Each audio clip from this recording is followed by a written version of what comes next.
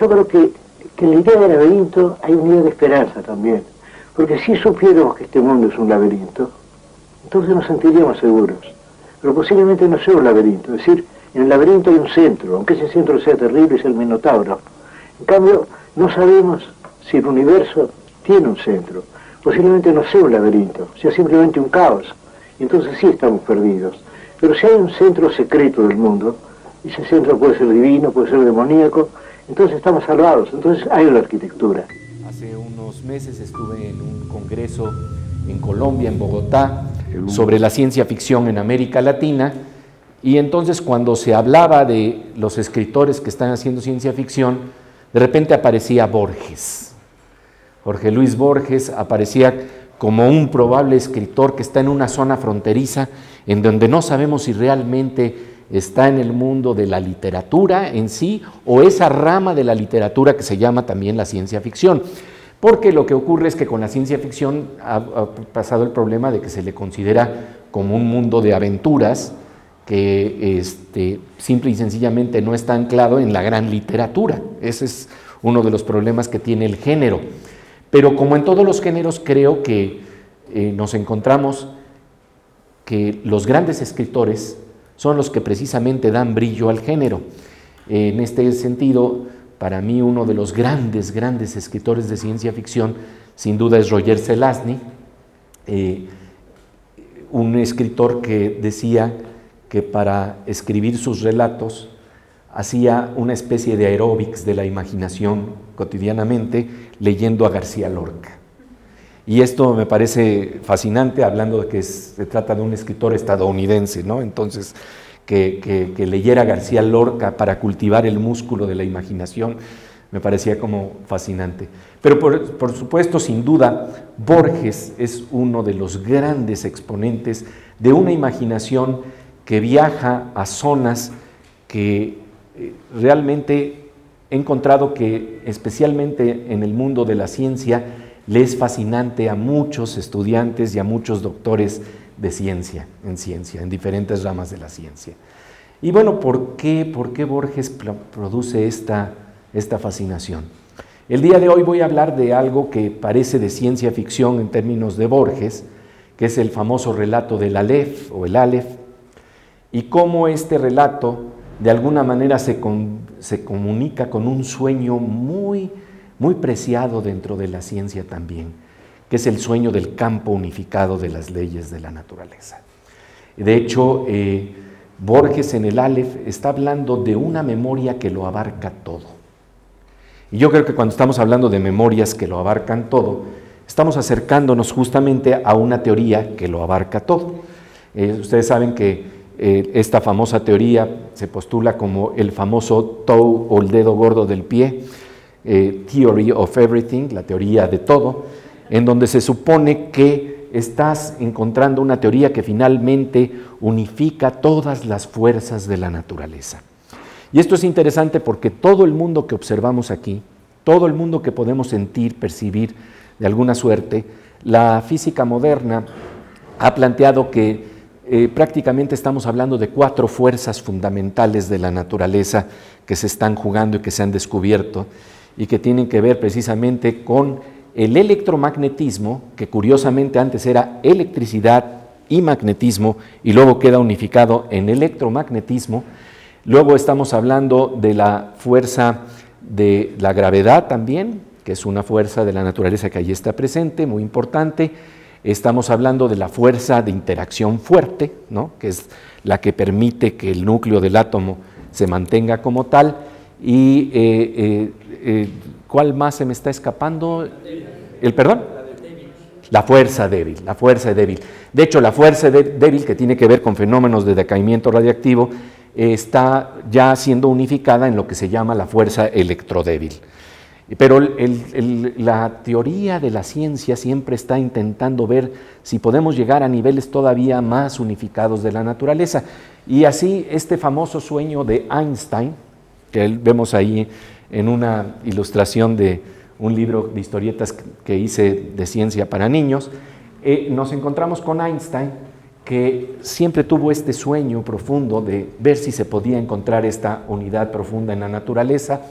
Y resulta que de alguna manera es un sueño que viene desde muy lejos, que pasa por escritores como Borges, que tiene en la mano el Aleph, precisamente, y que pasa incluso por mitos muy antiguos que nos hablan de la posibilidad de tener todo unificado en un solo punto.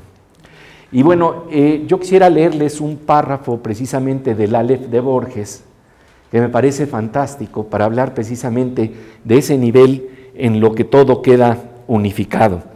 En el Aleph prácticamente lo que Borges está planteando es la existencia de un objeto conjetural tornasoleado, una esfera tornasoleada que se encuentra debajo de una escalera, y fíjense lo que narra Borges porque la verdad me parece fascinante. Él dice que en un ángulo del sótano había un Aleph. Y dice, aclaró que un Aleph es uno de los puntos del espacio que contienen todos los puntos. Está en el sótano del comedor, explicó aligerada su dicción por la angustia. Es mío, yo lo descubrí en la niñez, antes de la edad escolar. La escalera del sótano es empinada, mis tíos me tenían prohibido el descenso, pero alguien dijo que había un mundo en el sótano. Y se refería, lo supe después, a un baúl, pero yo entendí que había un mundo. Bajé secretamente, rodé por la escalera vedada, caí, y al abrir los ojos vi el Aleph. ¿El Aleph? Repetí. Sí, el lugar donde están, sin confundirse, todos los lugares del orbe vistos desde todos los ángulos. A nadie revelé mi descubrimiento, pero volví.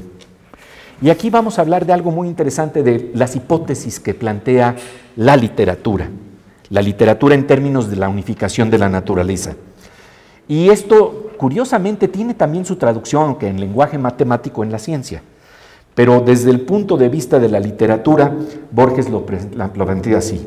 Todo lenguaje es un alfabeto de símbolos, cuyo ejercicio presupone un pasado que los interlocutores comparten. ¿Cómo transmitir a los otros el infinito Aleph que mi temerosa memoria apenas abarca? Dice, los místicos en análogo trance prodigan los emblemas. Para significar la divinidad, un persa habla de un pájaro que de algún modo es todos los pájaros. Esto es la esencia de la literatura. Alanús de Insulís, de una esfera cuyo centro está en todas partes y la circunferencia en ninguna. Ezequiel, de un ángel de 4 caras que un tiempo se dirige al oriente y al occidente, al norte y al sur, todo al mismo tiempo. Dice, no en vano rememoro esas inconcebibles analogías, alguna relación tienen con el Aleph. Quizás los dioses no me negarían el hallazgo de una imagen equivalente, pero este informe quedaría contaminado de literatura, de falsedad. Por lo demás, el problema central es irresoluble, la enumeración siquiera parcial de un conjunto infinito. En este instante gigantesco, he visto millones de actos deleitables o atroces. Ninguno me asombró como el hecho de que todos ocuparan el mismo punto, sin superposición y sin transparencia. Lo que vieran mis ojos fue simultáneo. Lo que transcribiré sucesivo, porque el lenguaje lo es. Algo, sin embargo, recogeré. Y esto me parece verdaderamente fantástico, porque quiero decirles que tuve la oportunidad de charlar en alguna ocasión con Edward Witten, que como ustedes saben es de alguna manera uno de los grandes exploradores de las teorías de las supercuerdas, y entonces él me estaba hablando de infinitos y tras infinitos y otros infinitos, y que luego resultó que ya tenían 5 teorías de supercuerdas y que estaba viendo que todavía había más lejos y más lejos y más lejos, y su emoción era maravillosa, pero me decía que era indescriptible. Me acuerdo que cuando le pregunté, y bueno, ¿y qué quiere decir un mundo de 11 dimensiones? Me dijo, es que eso no se puede narrar.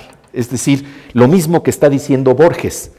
Estamos hablando de un mundo que a lo mejor tiene como claves o como puertas de entrada unas ecuaciones, unas matemáticas que al que está expuesto a esa experiencia le abren un mundo que luego difícilmente es traducible. De hecho, le pregunté, oiga, ¿y usted cuando está comiendo sigue pensando en las supercuerdas? Y me dijo, sí, por supuesto. No hay un momento de su vida que no esté pensando en las supercuerdas. Y esto va a ser interesante en lo que voy a plantear el día de hoy, porque vamos a hablar de cómo la ciencia ficción también se hace ahora desde el terreno de la ciencia. en donde tienen que hacer hipótesis que prácticamente parecen novelas, ¿no? Porque luego, ¿cómo las demuestras? ¿Qué asideros tienen? Pero luego también les voy a plantear algo interesantísimo de cómo todas estas ideas tan abstractas de este campo unificado o de esta posibilidad de las supercuerdas podrían tal vez traducirse a lo que ya estamos hablando en términos del mundo de la ciencia. Y entonces, bueno, ¿cómo describe este mundo? Dice, en la parte inferior del escalón hacia la derecha, vi una pequeña esfera tornasolada de casi intolerable fulgor. Al principio la creí giratoria, luego comprendí que ese movimiento era una ilusión producida por los vertiginosos espectáculos que encerraba. El diámetro del Aleph sería de 2 o 3 centímetros, pero el espacio cósmico estaba ahí sin disminución de tamaño. Si algo les resuena con algo que tiene que ver con el inflatón y todas estas teorías que están planteando cómo en lo microscópico está realmente abriéndose todo el universo, pues algo creo que estamos planteando en este nivel. Dice, cada cosa, la luna del espejo, digamos, eran infinitas cosas, porque yo claramente la veía desde todos los puntos del universo. Vi el populoso mar, vi el alba y la tarde, vi las muchedumbres de América, vi una plateada telaraña en el centro de una negra pirámide, vi un laberinto roto, era Londres, vi interminables ojos inmediatos escrustándose en mí como en un espejo. Estamos hablando de una memoria que lo abarca todo. En literatura, esa unificación se da a través de la memoria. Este es, creo que, un dato interesante plantear. Así como en la ciencia, la unificación se va a tratar de perseguir a través de ecuaciones en términos teóricos y luego, si el tiempo lo permite y si las posibilidades lo permiten, eso se puede traducir tal vez en experimentos. En el caso de la literatura, es la memoria el instrumento con la que se abraza todo. Y en este marco quiero pasarles un ejercicio que hice en alguna ocasión sobre una imagen muy interesante del mismo Jorge Luis Borges, de qué tipo de memoria estamos hablando para plantear el Aleph. Y esto aparece en un relato maravilloso que se llama Funes el Memorioso. Vamos a hablar entonces de Funes el Memorioso en una pequeña capsulita que justamente realicé en el proyecto que se llama Imaginantes, que trata justamente de capturar estos mundos.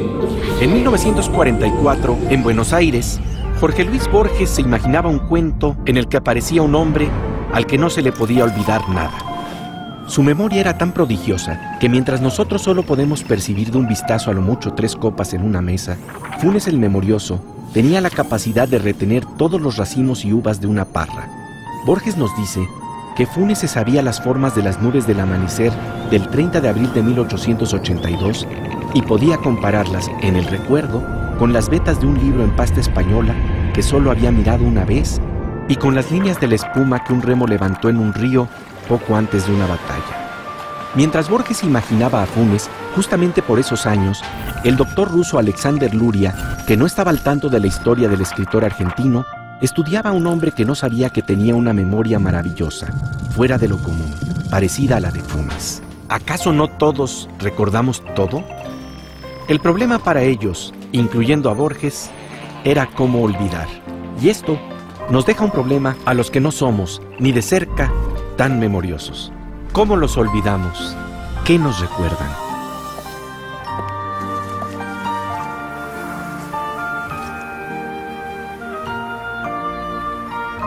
Yo creo que ahí estamos con algo fascinante, ¿no? Esta memoria que prácticamente lo puede atrapar todo.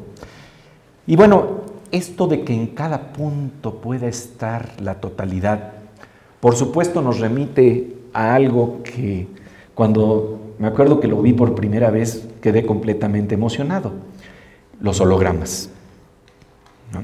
Un holograma en la ciencia es la manifestación concreta de que en un punto puede estar el todo. En este caso, el todo de la información de una fotografía de una flor. Uno, cuando toma la fotografía de una flor normalmente, y la tenemos en nuestras manos en papel, porque ahora ya casi siempre vemos todo en forma digital, pero si tenemos todavía fotos en papel, rómpanle un pedacito a esa foto y va a desaparecer ese pedacito para siempre. A diferencia de ello, en el holograma, lo que se hace es que se registra a través de la interferencia del rayo de luz láser, de un rayo de luz láser con el objeto, con la luz del objeto, lo que se registra en una especie de placa, de negativo por decirlo así, es una especie de dibujo como el de una cebra, como la estampa de una cebra. Y lo interesante es que cuando uno vuelve a poner la luz del rayo láser sobre ese dibujo de cebra, entonces emerge en tercera dimensión un holograma de la flor. Le podemos dar la vuelta alrededor de la flor y solamente cuando nuestra mano pasa a través de la flor nos damos cuenta de que no nos espinamos, que realmente estamos hablando de un fenómeno de holografía, un fenómeno casi fantasmal, pero que nos da tres dimensiones. Y lo interesante es de dónde viene la palabra holograma. Holograma viene del griego, holos, que quiere decir totalidad, y grama quiere decir escritura. Entonces estamos hablando de cómo la totalidad está escrita en cada parte. Esto es fundamental, pues, en lo que está postulando Borges, pero es un sueño muy antiguo que ya se había expresado en mitos muy viejos. Y entonces ahora también les voy a pasar una capsulita de Imaginantes que tiene que ver precisamente con uno de estos mitos. Y yo creo que es muy divertido el mito, porque este relato está de alguna manera conectado con Borges. Se llama Una carrerita por todo el universo. Esto lo hice pensando en que íbamos a hacer una serie de capsulitas de Imaginantes para niños especialmente. Y entonces me puse a pensar cuáles eran las historias que resistían el paso del tiempo. Porque en las historias que resisten el paso del tiempo se está guardando una memoria que es esencial. Es como si abreváramos ahí, porque ahí están claves de nuestro entendimiento de la vida. Y entonces vean esto que realmente está muy conectado con Borges. Este es un momento para ver lo que no se puede ver. Se dice que hace miles de años, la India estaba llena de pájaros mágicos y dioses que tenían muchos ojos. En medio del bosque, al lado de sus papás, un niño muy alegre con cabeza de elefante que se llamaba Ganesha jugaba con su hermano, que le dijo: «¿A que no me ganas, Ganesha? Vamos a echarnos una carrerita». El ganador sería el que le diera la vuelta a todo el universo. El hermano de Ganesha salió volando en un pavo real. Atravesó montañas, ríos, desiertos y selvas. Cruzó la luna y las estrellas. Ganesha se quedó en donde estaba. Daba pequeños saltos de alegría. Entonces dio 3 vueltas alrededor de sus padres. En sus padres estaba todo el universo. En unos instantes, Ganesha ganó la carrera. Esta es una historia que viene de muy lejos, del lugar en donde ganan los ojos de la inteligencia y la imaginación. Entonces, bueno, estamos viendo claramente cómo estamos planteando una historia que está relacionada con esta misma idea de que en un punto está la totalidad. Y de hecho hice un ejercicio muy interesante con 800 niños el año pasado en Guadalajara. Un ejercicio que fue para mí muy emocionante, porque tener a niños de 6 o 8 años y hablar de literatura y hablar de conceptos que tienen que ver con inteligencia e imaginación es muy importante, porque, como dice el novelista Isaac Bashevis Singer, los niños no leen el New York Review of Books, entonces New York Times Review of Books, a ellos les gusta o no les gusta un relato, y si no les gustan, bostezan y no les importa lo que dijo el crítico de que ese libro o ese relato es maravilloso.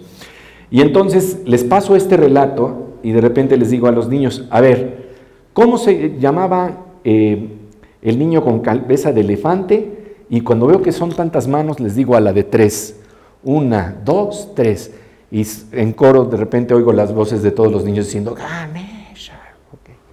Y les digo: bueno, ¿y cómo se llamaba?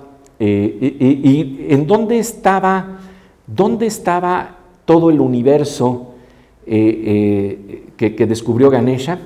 En los ojos de la mamá, en los ojos. Y lo podían relacionar con su experiencia de saber que los padres en ese momento, cuando somos niños, son todo nuestro universo. En esos ojos nos miramos, nos encontramos, vemos todo nuestro mundo.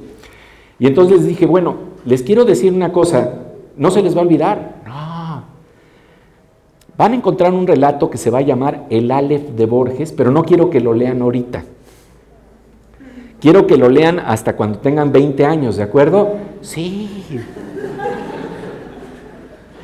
Y que se acuerden muy bien que está conectado con este relato, ¿de acuerdo? Sí, todos Y entonces, ¿cómo se llamaba el relato de Borges? Y fue maravilloso ver 600, 700 niños diciendo, el Aleph.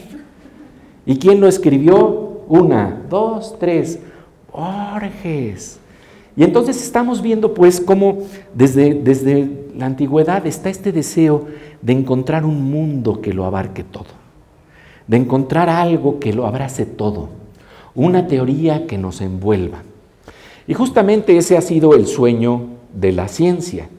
Ahora recientemente que estuve en el CERN, tengo tatuadas las ecuaciones de Higgs estampadas en mi camiseta.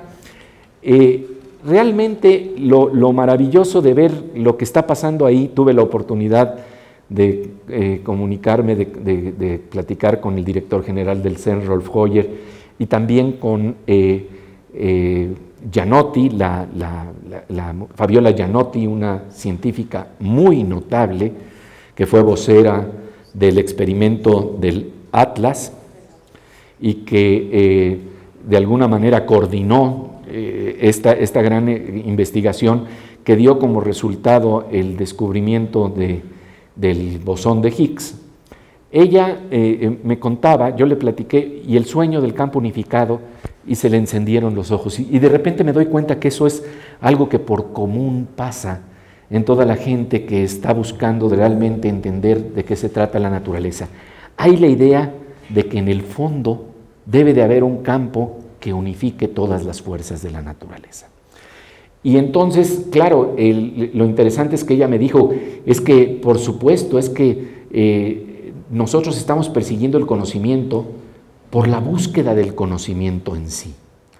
Por supuesto que esto trae también progreso y trae también desarrollo y trae también tecnología.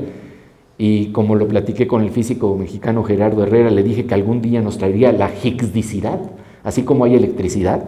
Esperemos que algún día, ya en términos de ciencia ficción hecha realidad, pues para algo nos tendrá que servir también ese nivel de la naturaleza.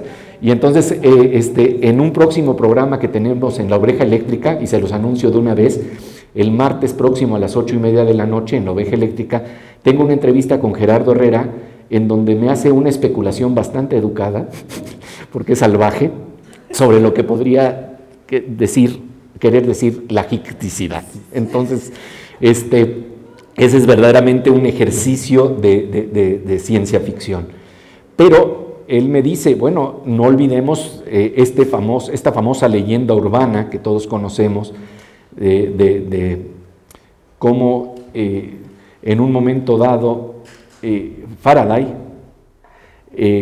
cuando está hablando de su hallazgo, que tiene que ver con el electromagnetismo, se dice, porque cuando investigué la anécdota realmente parece que es una anécdota, una leyenda urbana, pero me parece interesante que sobreviva en nuestra memoria, cuando dicen, ¿y de qué va a servir todo esto? Y entonces le dice Faraday al ministro de Hacienda, no sé, pero ustedes tendrán forma de sacarle impuestos. Y esto es un poquito para hablar a veces de la ignorancia que tienen los políticos sobre lo que quiere decir la investigación a nivel puro, y cómo tarde que temprano va a dar frutos, pero a veces no son tan inmediatos como quisiéramos. Por supuesto están los frutos de la investigación del CERN, que se relaciona con toda la tecnología que ha hecho posible todo estas exploraciones, pero conocer realmente todavía cuál va a ser el fruto de la Higgsdicidad, no. Sin embargo, el fruto del conocimiento puro, el deseo de que se esté encontrando niveles cada vez más unificados de la naturaleza, Fabiola Gianotti me dijo, sin duda, ese es el sueño. Por eso yo estoy haciendo física. Y dice, no sé si se va a lograr en mi tiempo, no sé si va a ser posible, pero ese es entonces un sueño muy antiguo que, como vemos, pasa por los mitos, pasa por la casi ciencia ficción de Borges, y entonces vamos a ver cómo hoy en día se está tratando de explorar esos mitos. Por lo pronto estamos llegando cada vez a niveles más unificados de la naturaleza. Ustedes saben que lo que estamos planteando aquí en estas ecuaciones fue un ejercicio que prácticamente podríamos haber considerado de novela, porque se trataba de una hipótesis en donde lo suelo decir de esta manera: esto es una especie de partitura musical donde tuvo que darse un paso de 50 años prácticamente, hasta que se hiciera un colisionador de hadrones, en donde se pudiera tener la posibilidad de tener los instrumentos para interpretar esta partitura y ver a qué sonaba esta música, y si sonaba o no sonaba. Y lo interesante es que sonó. Y esto es lo que es interesante. Un matemático, Peter Higgs, está caminando por la campiña escocesa en 1964 y está tratando de imaginarse lo inimaginable. Porque ustedes saben que el problema con el bosón de Higgs, famosamente, es que es lo que se supone que tiene que explicar por qué tenemos la masa, por qué las partículas tienen la masa que sabemos que tienen. La teoría estándar, el modelo estándar, no nos explica todavía por qué tenían la masa que tienen, y sin embargo sabemos que hay partículas muy masivas y partículas que no tienen masa. Entonces, ¿de qué se trata todo esto? Y entonces viene Higgs a plantear que existe un campo omnipresente, ojo, muy interesante este término, está en todas partes, como el Aleph de Borges de alguna suerte. Es un campo omnipresente, está en todos lados, y cuando se manifiestan las partículas de Higgs son como una especie de paparazzis, que cuando encuentran a las otras partículas, los paparazzis de Higgs se van juntando. Por ejemplo, sale Angelina Jolie, que le podríamos llamar el bosón de Pitt. El bosón de Brad Pitt. Y entonces cuando viene Angelina Jolie, por supuesto, todos los fotógrafos van tras de ella, y entonces se va moviendo ella muy lentamente, y como masa quiere decir resistencia al movimiento, eso es más o menos lo que empieza a plantear esa teoría, esa hipótesis, que después de varios años empieza a tener de alguna manera un asidero en la realidad, empieza a manifestarse a través de los famosos experimentos que se dan en el colisionador de hadrones. Ahora bien, ¿qué pasa que es muy interesante aquí?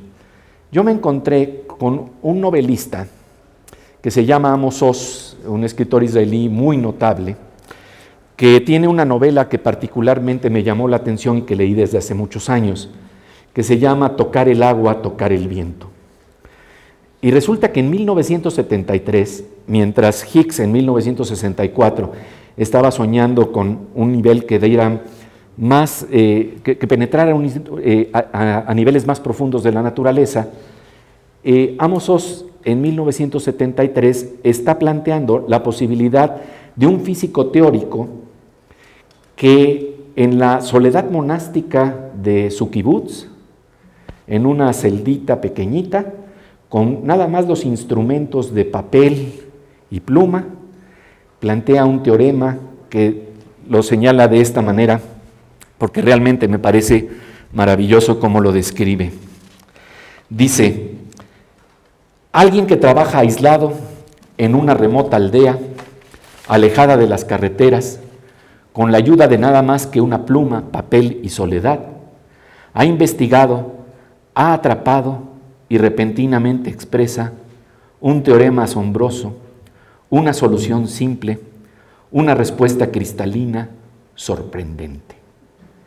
Y creo que aquí están algunas de las condiciones que plantean algunos científicos sobre lo que tiene que ser una buena teoría, una buena formulación matemática. Tiene que tener elegancia, ¿no? Pero lo que se le ocurre a este físico es extraordinario, porque él plantea que uno de los amigos uno de esos personajes que es amigo de un matemático, está tratando de apuntar sus observaciones sobre el universo, y está consciente de la posibilidad de que todo lo que pasa en el universo esté también marcado por la presión de la enfermedad, el dolor, el temor. Y entonces está buscando un punto en donde todo lo observable pueda converger. El mismo sueño, se dan cuenta que es exactamente lo mismo, pero estamos hablando de que parte del mundo de la ficción, de la novela. Dice: por un lado hay masa, energía, electricidad y campos magnéticos. Pero por otro lado podemos hablar de tiempo, espacio y movimiento. Y otra faceta se expresa en términos de voluntad y sufrimiento. Una hipótesis tentadora, Su punto de unión es la música. Esto es, de verdad, creo que fascinante. Así, él plantea un modelo que denomina matemúsica. Estamos hablando de la matemúsica. Y señala que el teorema matemático que opera por... ¿Qué es la matemúsica? Esto es literal lo que dice Amos Oz en su novela.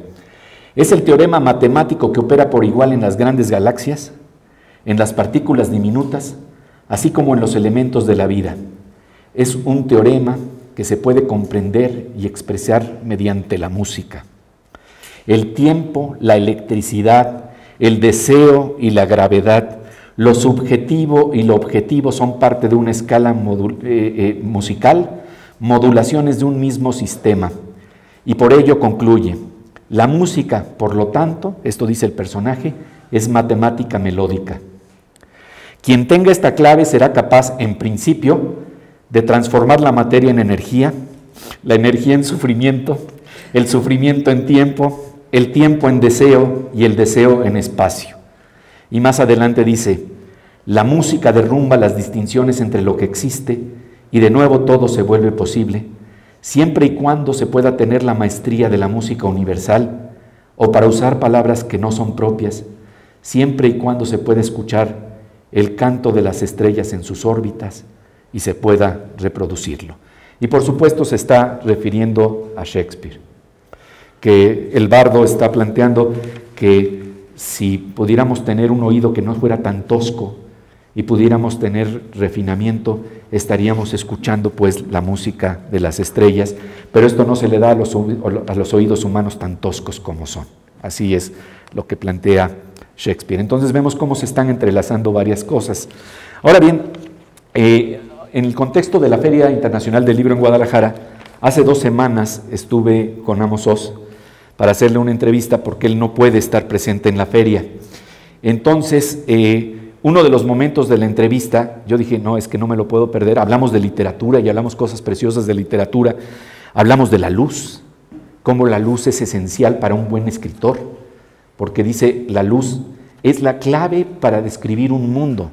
Es la interacción de la luz con el objeto, que si lo describes bien como escritor, ahí estás hablando de algo importante. Y además la luz como un pasaje de conexión entre todas las cosas, en donde vamos viendo cómo va viajando, rebota, por ejemplo, aquí la luz, pero se va hacia allá, y en fin, él de repente, en algunos de los momentos más interesantes de su prosa, está retratando precisamente ese viaje de la luz. Me dice, en esta novela yo experimenté con borrar la línea entre las matemáticas y la música. Yo quería crear un personaje, un visionario, un soñador, que puede combinar e integrar las cualidades de las matemáticas y la música, que son muy cercanas entre sí. Pertenecen a la misma familia y pienso que lo que vincula las matemáticas con música es el ritmo y la armonía. El ritmo y la armonía. Así, Tocar el agua, tocar el viento, es una novela sobre música, sobre la armonía, sobre soñar. Y le digo, y en esta novela usted se interna en un físico teórico. Le digo, esto es muy interesante porque hoy en día se ha descubierto el bosón de Higgs, y vieron la sonrisota que puso, para que vean que desde el mundo de la novela también estamos atentos a lo que está pasando a la ciencia. Dice, sí, y le digo, tiene que haberle sonado algo. Y me dice, me suena vagamente familiar, porque mi personaje resuelve una de las paradojas del infinito matemático que yo nunca he soñado en resolver, por supuesto, pero él lo resuelve en una forma que no entiendo cómo lo hace. Le digo, esto quiere decir que usted tiene interés en ciencia, en tratar de entender la unidad, lo que la ciencia está buscando al tratar de atrapar la unidad del universo, porque su personaje trata realmente de entender un profundo nivel de unidad que podría explicarlo todo. Hoy en día es la tentación en física, pero no está vinculado con música. Y me dice, esta ha sido la tentación por un largo tiempo. Ciertamente Einstein tuvo esta tentación de descubrir una teoría que lo abrace todo, que explicara todo. Realmente no tuvo éxito en eso. ¿Existe una teoría tal o no? Dice, realmente no lo sé, pero me encantaría pensar que la hay. ¿La encontrarán en mis días? Probablemente no. ¿La encontrarán alguna vez? No lo sé. Pero me gusta la idea de que tal teoría que lo abarque todo sea posible, porque es una idea reconfortante. Es esencialmente una idea religiosa, pero no tiene que ver con Dios, no tiene que ver con la sinagoga, no tiene que ver con la iglesia, pero es una idea religiosa. Y le digo, ¿es una espiritualidad secular? Y me dice, sí. Y bueno, esto es interesante porque a veces nos faltan palabras para decir que los que no creemos en principios religiosos, como nos los plantean nuestras tradiciones, que a veces está lleno de mucha ignorancia, de algunos atavismos terribles, esto de seguir pensando que de veras las mujeres salieron de la costilla de los hombres es verdaderamente ridículo, ¿no? Por no decir otra cosa.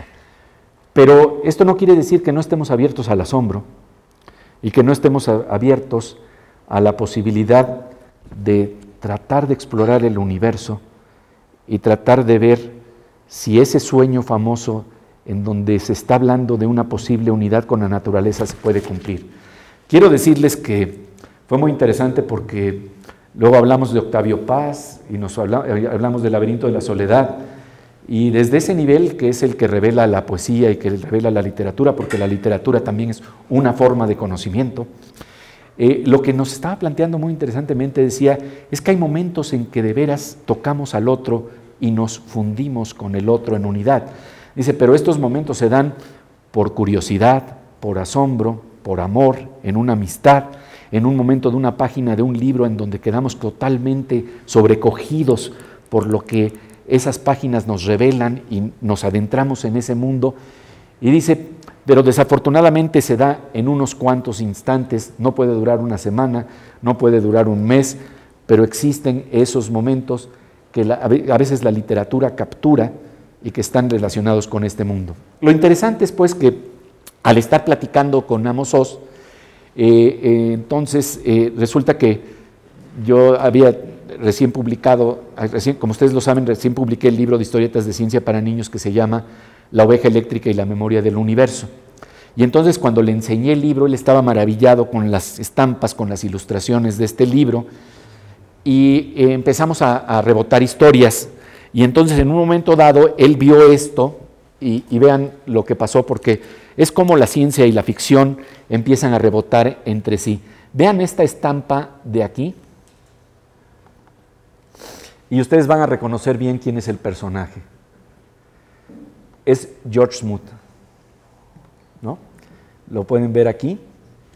Y entonces la ovejita eléctrica que tiene toda la memoria del universo, porque es una especie de internet con banda de ancha hiperchoncha, puede precisamente, es una metáfora contemporánea en donde yo estoy jugando también con el sueño de Borges y estoy jugando con este sueño de la física, de la memoria que a veces nos invita a soñar también el internet, ¿no? La internet, cuando de repente decimos, es que la biblioteca universal ya está por aquí flotando.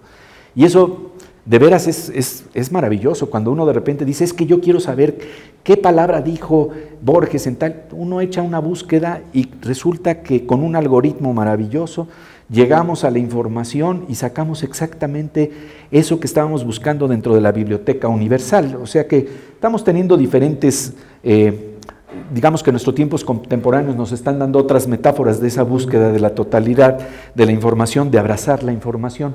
Y entonces, claro, le pregunta la niña que descubre su ovejita eléctrica, le pregunta a la oveja, vean cómo cuando le hace preguntas, esta oveja tiene sensores auditivos y visuales, y entonces si uno le hace una pregunta, la oveja la oye, acude a su memoria y puede proyectar directamente, y le preguntan sobre el origen del universo, y entonces George Smoot está empezando a explicar cómo se da el Big Bang y empieza a hablarnos de cómo cuando vemos el Sol vemos lo que pasó hace 8 minutos, cuando vemos las estrellas lo que pasó hace millones de años, cuando ya no podemos ver las estrellas las escuchamos con radiotelescopios y nos vamos así hasta tener los exploradores de radiación de fondo cósmico para llegar a el origen del universo fechado en las cosmologías modernas hace 13.800 millones de años, un jueves por la tarde, como dice con mucho humor Leon Lederman, el Premio Nobel de Física.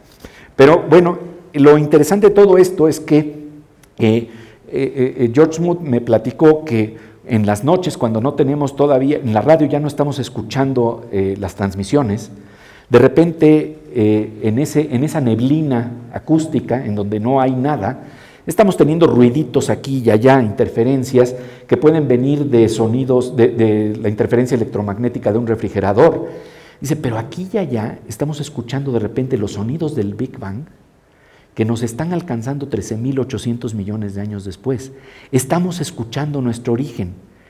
Y bueno, si esto fuera una fábula de ciencia ficción o una fábula de la literatura, uno diría, esto es maravilloso, es la serpiente que se muerde la cola. Pero lo interesante es ver que esa fábula nos las está dando la ciencia y que nos las está dando la experiencia, es decir, estamos pasando de la ciencia ficción a la realidad. Estamos pasando de la ciencia ficción a la ciencia. Estamos teniendo la experiencia del Big Bang de manera sensorial. Nos asomamos a escuchar nuestro propio origen. Y entonces Amos Oz estaba ya entusiasmado y me empezó a contar. Y esto ya fue después de cuando terminó la conversación, nos sentamos a tomar un café. Y entonces me dijo, pero entonces imagínate esto. Me dijo, imagínate que desde otro planeta, que está a millones de años, están observando la luz que proviene del planeta Tierra. Y tienen la forma, de alguna suerte, de penetrar ese nivel. Y lo que ocurre es que ellos podrían estar viendo ahorita el momento de la crucifixión de Jesús, porque esa es la información que les está llegando. Si la información visual estaba no encerrada dentro de un salón.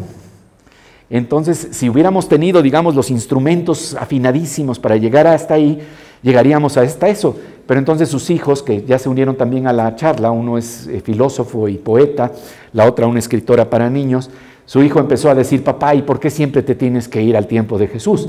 Y entonces, ¿por qué no en otro tiempo? Y me recordó precisamente lo que ocurría en el seminario que tuvimos en Bogotá sobre el problema de la ciencia ficción en la América Latina.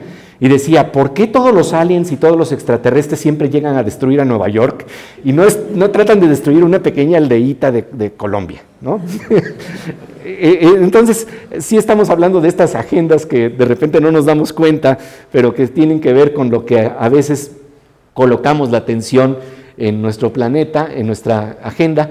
Pero lo que me parece importante al final de cuentas es esta idea de cómo el arte y la ciencia están en búsqueda de eso que Amos Oz llamó matemúsica, Borges llamó el Aleph, y los científicos están persiguiendo esto maravilloso que se llama campo unificado. Pero ahora tengo la noticia que creo que es extraordinaria y que justamente ocurrió en el CERN.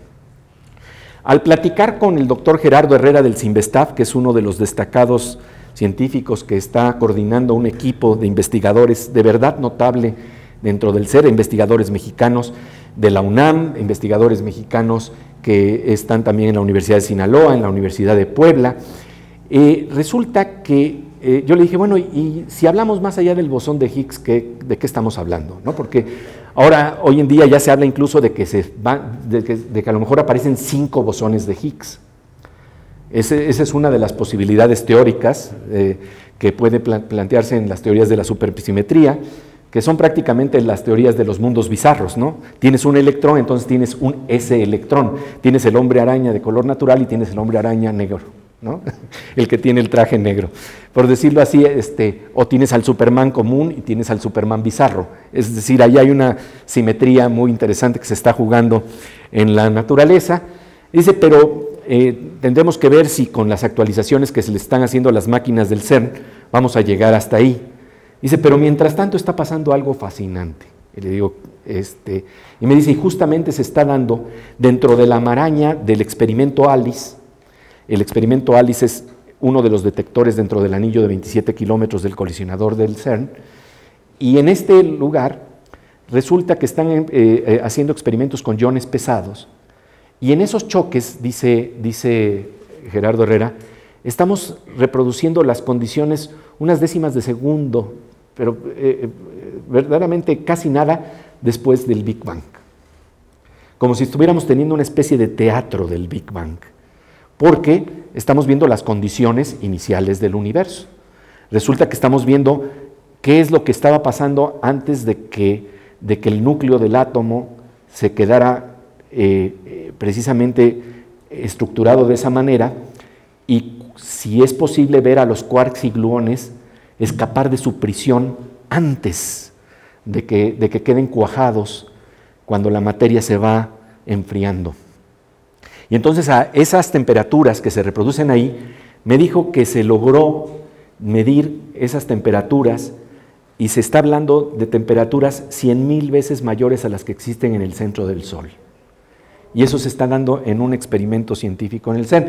Si eso no es ciencia ficción, o sea, yo no sé qué es eso, porque no me puedo imaginar cómo puede uno medir eso sin achicharrarse, ¿no? Ya de entrada. O sea, todo lo que le tiene uno que dar la vuelta para, a través de matemáticas y otros subterfugios, llegar a tratar de decir, pues esta es la temperatura y esta es la densidad que se está midiendo.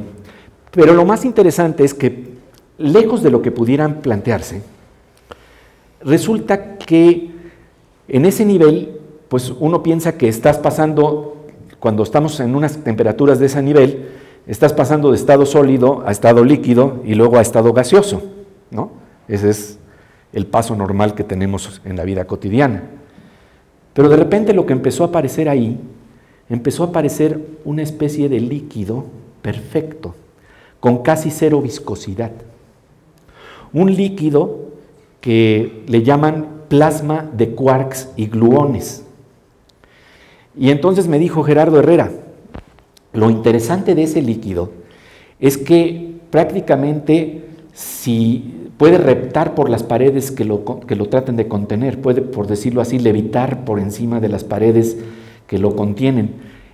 A diferencia de la miel, que tiene mucha viscosidad, el agua tiene todavía muchísima viscosidad en comparación a este fluido perfecto, que es como una especie de cardumen, en donde los peces con una gran coherencia se mueven, y dice, y entonces de manera extraña nos encontramos con un plasma, con un líquido en el origen del universo, y empezamos a ver que era líquido, a diferencia de lo que pensábamos. Por supuesto, en 2005, en el famoso RIC, que está en Brookhaven, en Nueva York, en el estado de Nueva York, ya se habían hecho experimentos en donde había aparecido por primera vez esta naturaleza líquida del plasma de quarks y gluones.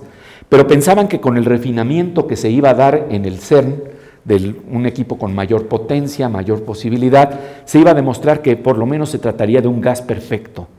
Y de nuevo aparece un líquido. Guy Paich, que es aquí uno de los grandes científicos en este instituto, me comentó que él daría todo por tocar un poquito de ese líquido. Lo dijo de manera metafórica, pues por supuesto. Pero lo interesante aquí es que la ciencia sí ha soñado también a veces con algo que tiene que ver con música. Y esto está relacionado tal vez con la teoría de las supercuerdas. Porque las supercuerdas, explicadas por Mikio Kaku, que vimos junto con el doctor Miguel Alcubierre y con Sergio, Sergio nos planteó eso, Mikio Kaku plantea una metáfora musical para entender qué es la cuerda. Una sola cuerda nos explica toda la diversidad de tonos que se puede dar en la naturaleza y cómo se pueden desdoblar entonces las diferentes partículas, las diferentes expresiones más básicas de la naturaleza, todo a partir de la supercuerda, en donde se unifican todas las fuerzas de la naturaleza. La teoría de las supercuerdas es una teoría del campo unificado. ¿Cuál es el problema de las supercuerdas? Se lo pregunté alguna vez a Edward Witten, le dije, el premio Nobel de Física Steven Weinberg dice que ustedes están desesperadamente buscando supercuerdas. Y me dijo con una humildad que verdaderamente aprecio siempre en la tribu de los científicos, me dijo, they might be right, ellos podrían estar en lo correcto. Es una teoría que es demasiado especulativa. Dice, claro, es tan elegante que es demasiado hermosa para que no sea verdadera. Pero realmente estamos hablando de una novela, es decir, estamos hablando de una hipótesis que es maravillosa, está realmente muy bien dibujada, que nos deja fascinados, pero ¿cómo se conecta esto con fenomenología, con mundo en donde se puede reproducir algo que nos demuestre que existe un campo unificado? Y bueno, lo interesante que nos planteó entonces el doctor Gerardo Herrera, es que hay unos desarrollos teóricos que planteó Juan Maldacena. en lo que le llaman la paradoja de Maldacena, la conjetura de Maldacena más bien. Y entonces, esto es lo que es fantástico. Dice que cuando empezaron a ver este líquido, algunos científicos empezaron a tratar de atar cabos y resulta que con algunos ajustes a la teoría de Maldacena y con mucha investigación que queda por delante, esto es la novela de ciencia ficción que se está creando hoy en día, resulta que la teoría de cuerdas tiene que dar como resultado un líquido como el que están viendo en el CERN. Entonces, ¿de qué estamos hablando? De la primera vez que podríamos tener una evidencia experimental de que sí existen las supercuerdas. Una evidencia indirecta que todavía es muy polémica, que tiene mucho camino que recorrer, pero y me dice el doctor Gerardo Herrera que hay un problema muy serio en todo esto, porque algunos de los físicos, ante la voracidad de información que está surgiendo, ya no quieren entender, es decir, ya no quieren ajustar su pensamiento a lo que está pasando. Y esto me recuerda mucho lo que decía Carlos Monsiváis: o ya no entiendo lo que está pasando o ya no pasa lo que estaba entendiendo. Y entonces son los físicos que todavía tienen esa agilidad mental para sentirse un poquito más frescos, que están metiéndose y adentrándose en esas conjeturas. Pero les quiero decir que aquellos que estén interesados en esta hipótesis, que está teniendo sus primeras evidencias tal vez experimentales, está saliendo en el Fondo de Cultura Económica un libro del doctor Gerardo Herrera que se llama El universo líquido, el Higgs, el universo líquido y el gran colisionador de hadrones. Aparece en próximas semanas. Y digo esto simplemente para plantear que este famoso paso maravilloso de la ciencia, del relato, del mito, del relato de Borges, del relato de Amos Oz, y que aparece también en la búsqueda de la ciencia, nos está reflejando precisamente eso que está en el fondo de este quehacer maravilloso que ustedes hacen, los que están involucrados en el estudio de la ciencia. Explorar, tratar de descubrir algunos secretos del universo. Esa es una tarea que parece de ciencia ficción, y lo maravilloso es que la vemos cumplir desde el sueño de Borges del Aleph hasta lo que está empezando a vislumbrar ahora con ese líquido perfecto que está empezando a surgir por ahí en el colisionador de hadrones. Este sueño de descubrir realmente que estamos profundamente unidos, y eso a lo mejor lo conocemos por unos instantes en alguna dimensión que va más allá de la ciencia, que implica el encuentro entre seres humanos, que implica el tocarnos al uno y al otro, y que ese es precisamente el terreno y el territorio de la novela, que también nos abre conocimiento. Para mí es un placer compartir todos estos datos con ustedes.